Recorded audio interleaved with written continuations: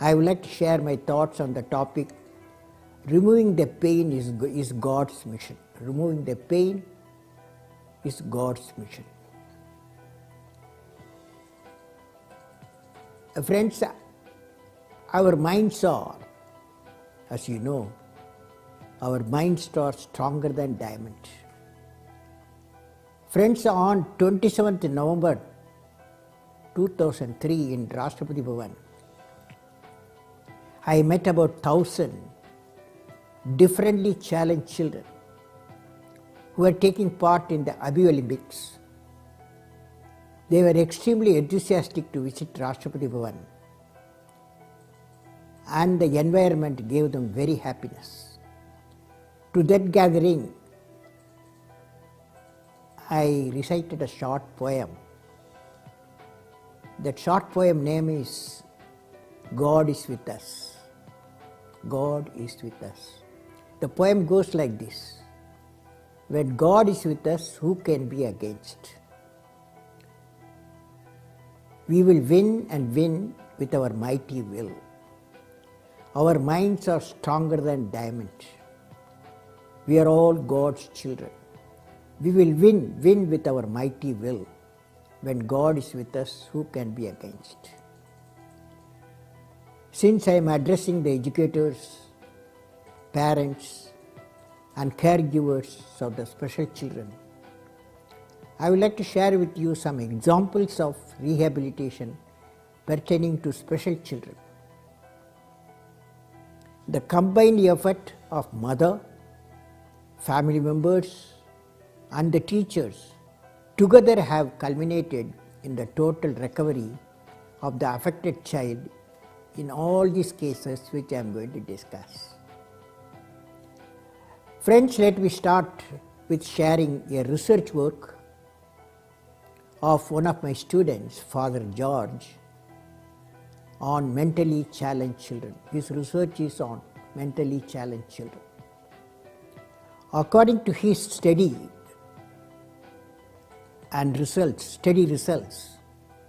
the neurons of mentally challenged children can be activated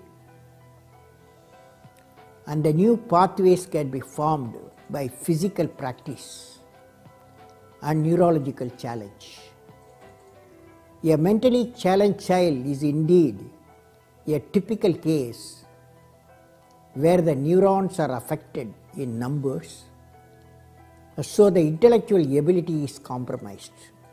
My student Father George has developed a model of the brain where the neuronal density is the key factor for the smartness of the brain. The model indicates that the focus damage does not diminish the capacities of the brain a lot. However, a widespread destruction of neurons decreases the capabilities drastically. If we can find a way of increasing the neuronal density, at least in some areas, we will be able to give better quality of life to the affected children. These are his research results. Friends, now I am going to tell you the story of Nihar. Now let me talk about a child who has been cured and trained by a school in Mumbai. His name is Nihar. Nihar, presently a student of visual arts and crafts, was diagnosed of having learning disability when he was 4 years old by his parents based on certain symptoms in his communications, walking and aggressive behavior. The parents admitted Nihar in a mainstream school where teachers were not able to teach him until he was 12. At the stage, Nihar was brought to a special school in Mumbai. The teachers worked with Nihar using the program Facing Learning Disability through Communication with the Environment. The program had 4 phases. In the first phase, Nihar was given training in communications. It is important to let mentally challenged children set the pace, have control so that they build a trusting relationship with the people around them. using play as an excellent way to get to know the children and enable them to feel comfortable as well as having fun at the same time. In the second phase, using the environment, the innate abilities of Nihar for music and art were brought to the fore. Nihar showed signs of settling down and doing work given to him in the classroom. He started using eye contact and good focus on what being said to him. Due to strong inclination towards art, Nihar was promoted to the art department for his vocational training, along with alternative therapies like yoga, laughter therapy and brain gym, etc. This phase of the program is based on the integration of the left and right brain, thereby developing the whole personality of the student and enable him to overcome his disabilities to an extent. The third phase of the program was linking and initiating a network of communication through synergy, wherein he was respected and treated as a member of a society and had the potential to reach greater goals. This mentoring strategy created synergy between the mentor and the mentee, between peers and between the student and society. Here Nihar learned to become part of the group in the visual arts and crafts department, interacting with his peers and accompanying them on the outdoor educational excursions. Nihar's behavioral change took place over a period of 1 year. In the last phase, the school normalized the parental behavior and tried to remove psychological blocks toward disability, thereby enabling them to become totally accountable and participate fully in the students' day-to-day living.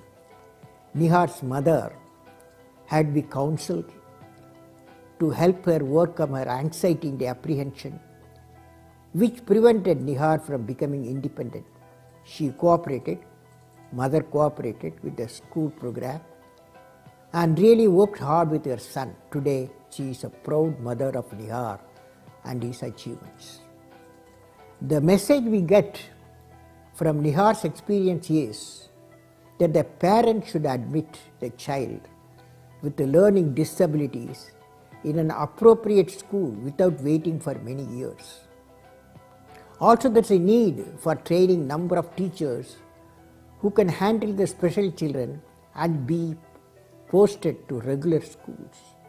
This will at least enable early recognition of the abnormality leading to admission of the child in the right atmosphere for treatment and training. I am sure the educators of special children will make note of this message I am giving and take action to propagate among the parents, teachers and the trainers so that the special children are dealt with in a proper manner without undue worry for the parent, teachers and community. Let me now share another experience of a dream of a student with special abilities who met me in 2006.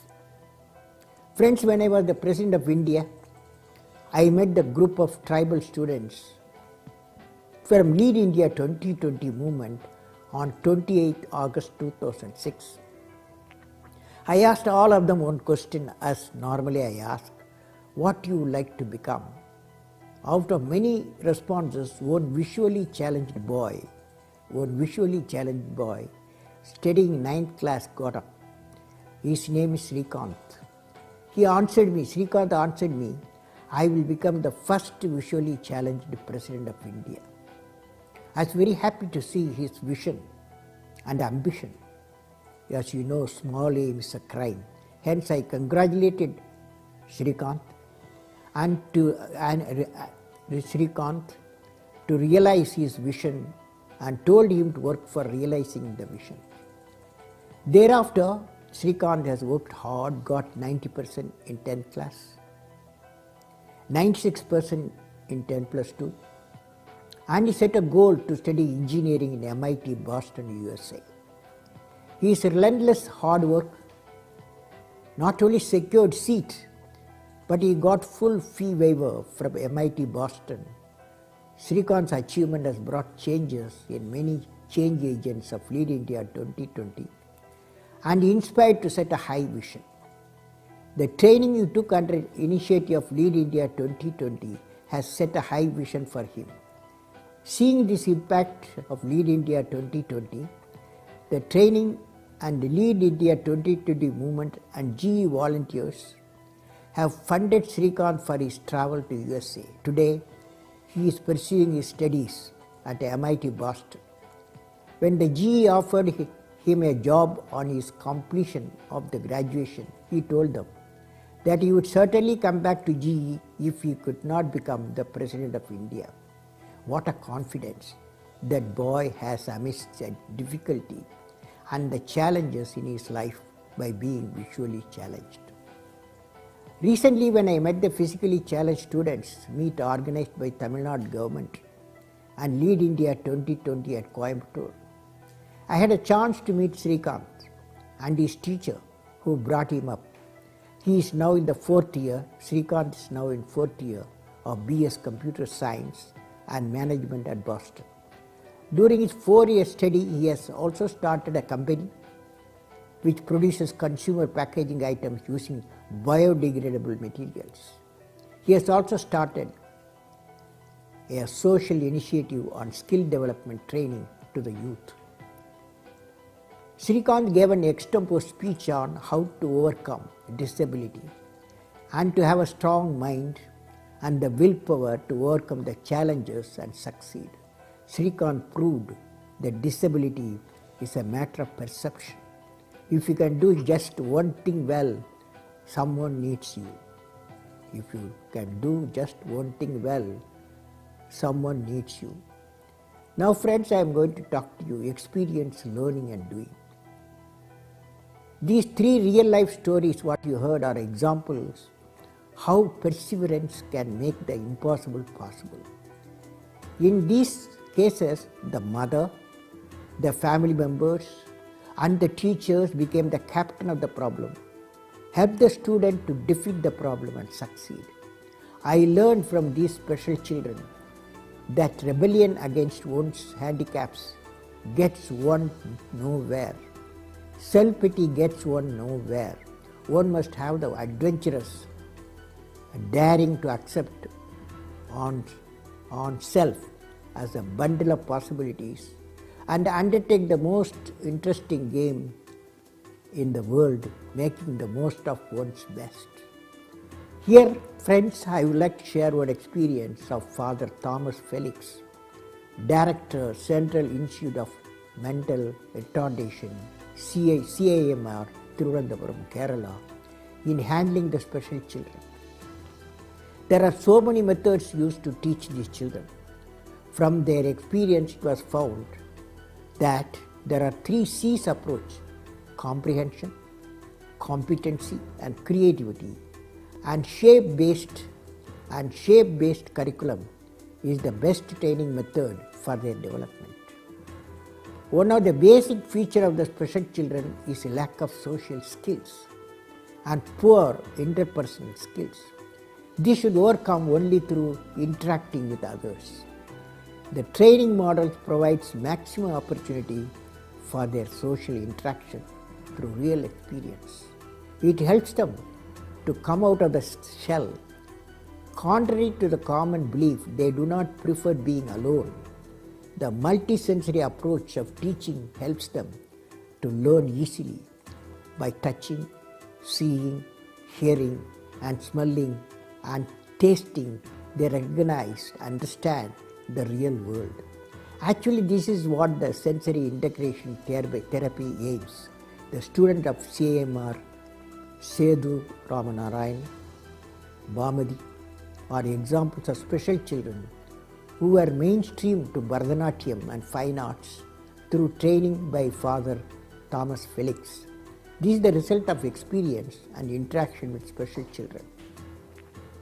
During my presidency, I requested the army to provide 2 horses to the institute to teach special children. Recently I visited them and seen the performance of special children in handling the horses and riding over them. It was a beautiful sight to watch. It gave them the confidence, managed the reflex and coordination better. Their movement has improved a lot. The ability of risk taking has increased tremendously. When they came forward to me by riding horses, they came like soldiers leading the army. It was a beautiful scene to witness. That's the power of teaching and training and bringing transformation, leading the life purposefully. In conclusion, friends, any disability increases dependence on others and reduces the self-esteem of the individual. Education has to propel, give thrust on building self-esteem among the special child. Researchers must direct their efforts, bringing about a sense of equality among the special children. Equality can be generated by prevention, early detection, appropriate training to acquire certain skills, and engaging the minds of affected children in productive efforts to enable them to lead a normal life. I am sure that such collective action will bring smiles to the faces of special children, their parents, and light the lamp of happiness in their family. I wish all of you more strength, all of you assembled here. I wish all of you more strength, courage, determination to make India an inclusive nation, assimilating various citizens with different abilities, create an environment for their special abilities to blossom.